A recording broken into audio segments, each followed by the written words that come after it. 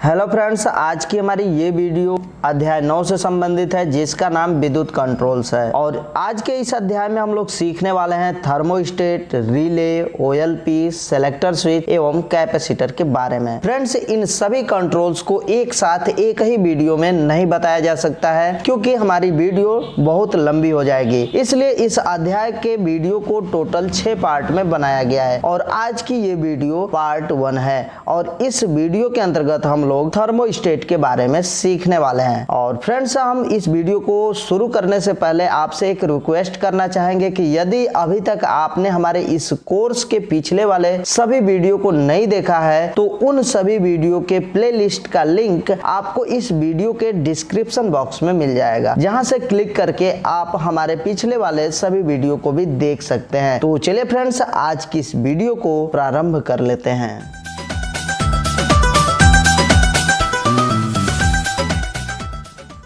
Friends, आज की इस वीडियो में हम थर्मोस्टेट के बारे में सीखने वाले हैं। थर्मोस्टेट क्या होता है, यह कितने प्रकार का होता है और यह अपना काम कैसे करता है और इसका प्रयोग कहाँ कहाँ किया जाता है, इन सभी बातों की जानकारी आपको इस वीडियो में मिलने वाली है। फ्रेंड्स, आप इस वीडियो को शुरू से लेकर के लास्ट तक जरूर देखिएगा, आपको बहुत कुछ सीखने को मिलने वाला है। तो चलिए फ्रेंड्स, हम सबसे पहले बात करते हैं थर्मोस्टेट होता क्या है। तो थर्मोस्टेट एक प्रकार का स्विच है जिसका उपयोग तापमान को नियंत्रित करने के लिए किया जाता है। अर्थात ऐसे भी कहा जा सकता है कि वे सभी स्विच जो तापमान के अनुसार अपना कार्य करते हैं उन सब को थर्मोस्टेट स्विच कहा जाता है। थर्मोस्टेट स्विच एक प्रकार से टेम्परेचर को कंट्रोल करने का कार्य करता है, इसलिए इसको टेम्परेचर कंट्रोल स्विच के नाम से भी जाना जाता है। फ्रेंड्स, इस स्विच का उपयोग automatic press, geyser, AC, fridge, deep freezer ऐसे सभी वैद्युतिक उपकरण जो तापमान के लिए अपना कार्य करते हैं उनमें इनका उपयोग किया जाता है। चलिए फ्रेंड्स, हम बात करते हैं कि ये जो थर्मोस्टेट स्विच होते हैं कितने प्रकार के होते हैं। थर्मोस्टेट स्विच मुख्य रूप से 2 ही प्रकार के होते हैं। पहला होता है बाईमेटालिक थर्मोस्टेट स्विच और दूसरा होता है थर्मल बल्ब थर्मोस्टेट स्विच। सबसे पहले हम बात करेंगे बाईमेटालिक थर्मोस्टेट स्विच के बारे में।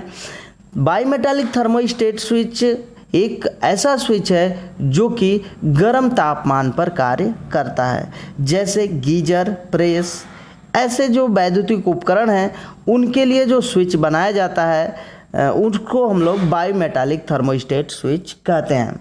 और इसका काम होता है, इसके अंदर 2 अलग अलग प्रकार की धातुएं लगी होती है जो कि एक निश्चित तापक्रम पर गर्म होकर के एक दूसरे से अलग हो जाती हैं और इस तरीके से यह अपना कार्य करता है। और अब बात करते हैं हम लोग थर्मल बल्ब थर्मोस्टेट के बारे में। थर्मल बल्ब थर्मोस्टेट स्विच का उपयोग अत्यधिक fridge, deep freezer, water cooler, air conditioner इत्यादि में किया जाता है। अब जो है कि अब हम बात करते हैं कि ये किस तरीके से अपना काम करता है। तो थर्मल बल्ब थर्मोस्टेट स्विच के बारे में अधिक जानने के लिए आपको इस चित्र को समझना होगा। और इस चित्र में कुल कई भाग दिखाई दे रहे हैं। इस भाग को हम लोग थर्मल बल्ब कहते हैं या फिर यही इस स्विच का सेंसर भी कहलाता है। और उसके बाद ये जो लाइन दिख रही है इस लाइन को कैपिलरी बोला जाता है।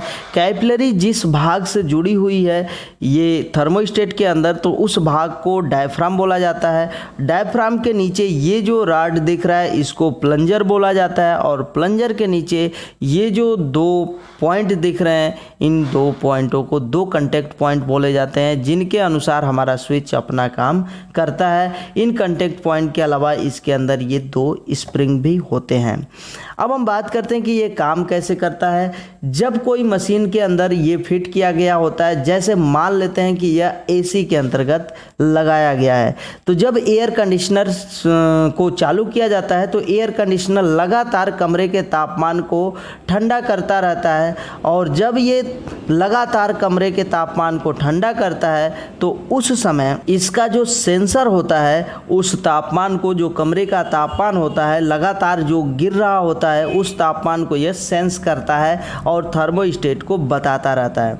जिसके अनुसार जैसे जैसे ये तापमान कमरे का कम होता जाता है वैसे वैसे इस कैपिलरी के भीतर भरी हुई रेफ्रिजरेंट, इसके अंदर एक लिक्विड रेफ्रिजरेंट भरी गई होती है और वो लिक्विड रेफ्रिजरेंट वास्तव में मिथाइल क्लोराइड और सल्फर डाइऑक्साइड का मिश्रण होता है।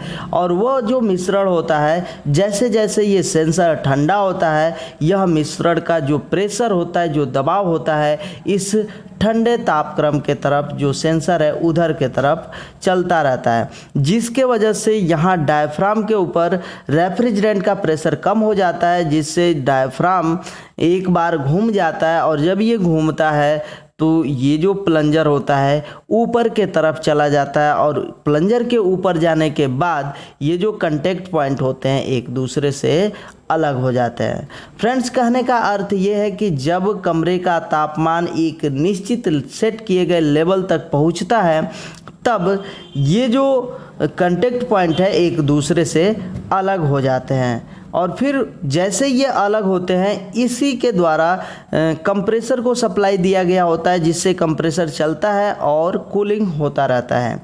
और जैसे ये कांटेक्ट पॉइंट अलग होते हैं हमारा जो कंप्रेसर एसी का कंप्रेसर है वो बंद हो जाएगा। और जब एसी का कंप्रेसर बंद होता है तो उस समय जो कमरे का तापमान है अब रुक जाता है, अब नीचे के तरफ नहीं जाएगा, मतलब कमरा अब ठंडा नहीं होगा। और जब ठंडा नहीं होगा तो धीरे धीरे जो उष्मा होती है अब कमरे के अंदर बढ़ने लगती है। मतलब कहने का यह है कि तापमान कमरे का कंप्रेसर को बंद होने के बाद बढ़ने लगता है। और जब कंप्रेसर के बंद होने के बाद तापमान बढ़ता है तो उस बढ़े हुए तापक्रम को भी यह सेंसर सेंस करने का काम करता है।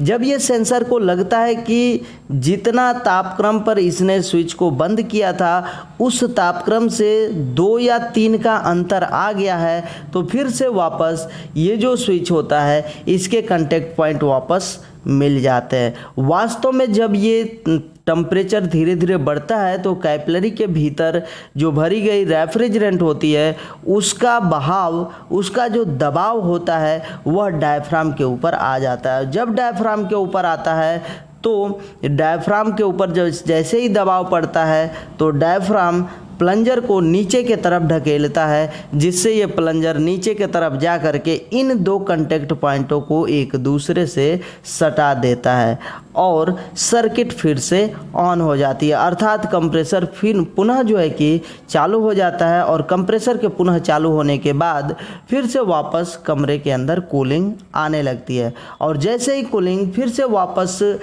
सेट किए गए तक तापमान तक पहुंचता है तो तुरंत फिर से ये कंप्रेसर बंद हो जाता है। और इस तरह से ये जो थर्मोस्टेट स्विच है कमरे के तापमान को एक निश्चित लेवल तक बना करके रखता है। तो फ्रेंड्स, हम उम्मीद करते हैं कि आपको हमारी आज की ये वीडियो समझ में आई होगी और यदि हमारी आज की ये वीडियो आपको समझ में आई है तो प्लीज़ हमारे इस वीडियो को लाइक करें और हमारे चैनल को सब्सक्राइब कर लें ताकि हमारे आने वाले वीडियो का नोटिफिकेशन आप तक पहुंचता रहे। तो चलिए फ्रेंड्स, हम चलते हैं, मिलते हैं एक नेक्स्ट वीडियो में एक नेक्स्ट टॉपिक के साथ। तब तक के लिए जय हिंद, जय भारत।